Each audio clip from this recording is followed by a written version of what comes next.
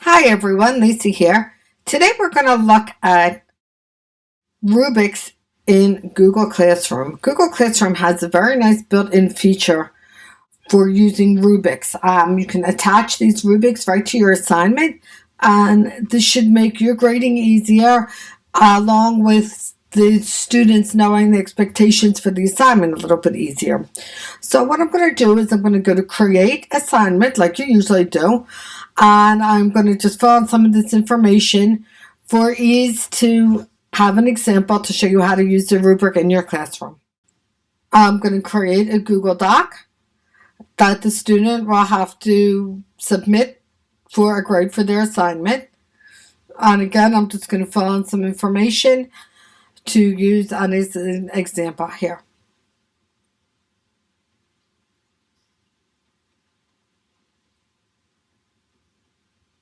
Now, once we go back into Classroom, I'm going to make a copy for each student.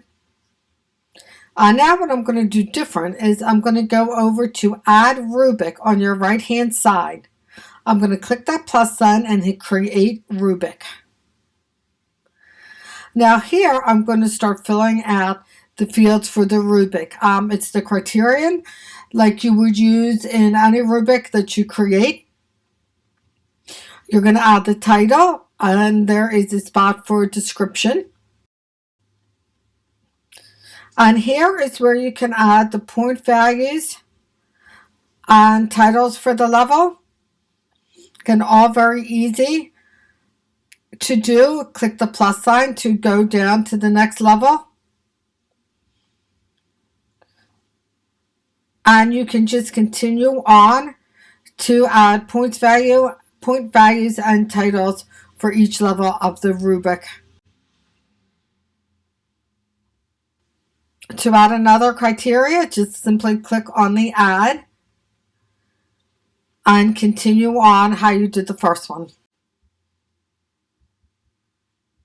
Again, this is all very simplified for the purpose of an example. When you're finished, you can simply click Save. And you're back in the assignment that has the rubric attached, and you click Assign as usual. Now let's take a look at what it looks like on the student end. Okay, everyone, so here we are back as a student. So let's see what the rubric looks like on the student's end. So I'm going to click on my assignment. Okay, I'm going to view assignment. I'm going to see my work, and right here I'm going to see what I'm being graded on when I do this work. So I'm going to open the Google Doc that was created, and I'm going to type in a few sentences. Okay, now I'm done. I am going to say, okay, I think I'm good. I'm going to turn it in. I'm going to go back to my classroom, and I'm going to say turn it in so the teacher will know that it's finished. Turn it in. And there we have it. The student turned in their assignment that contains the rubric. So now let's go back in and see what the teacher view looks like.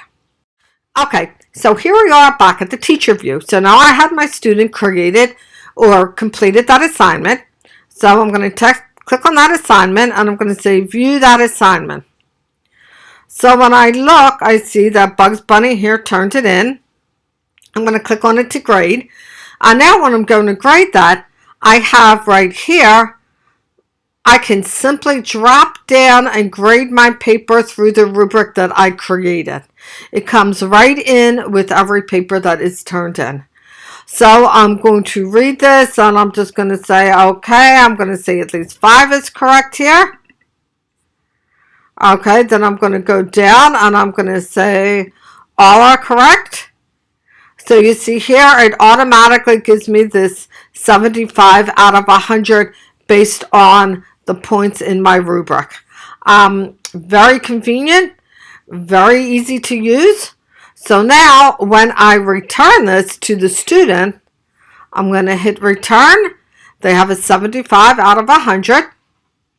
So now let's see what the student sees when he goes back to this. So now I'm back in as a student. I'm going to click on my report that was turned back.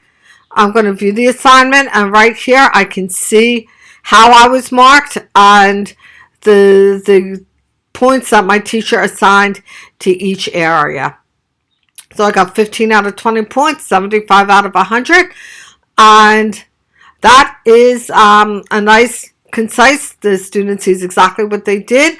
It should save the teachers a lot of work with grading. If you have any questions, let me know, and we can talk more about this.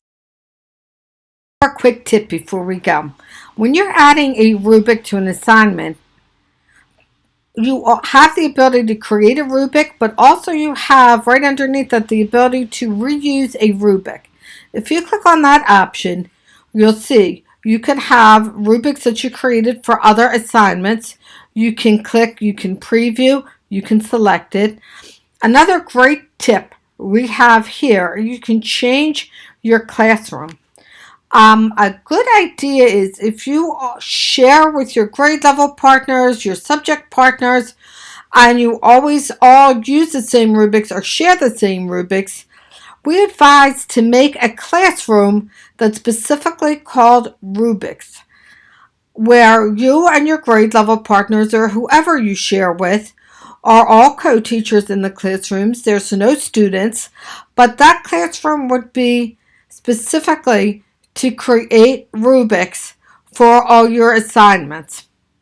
If you click to that classroom, you will see I have one in here, but you would have to have a listing for all your rubrics that are contained in that classroom. Again, that classroom would just be a sandbox, a holding container where you can enter in all of your rubrics to share with your grade level partners and reuse again and again and again.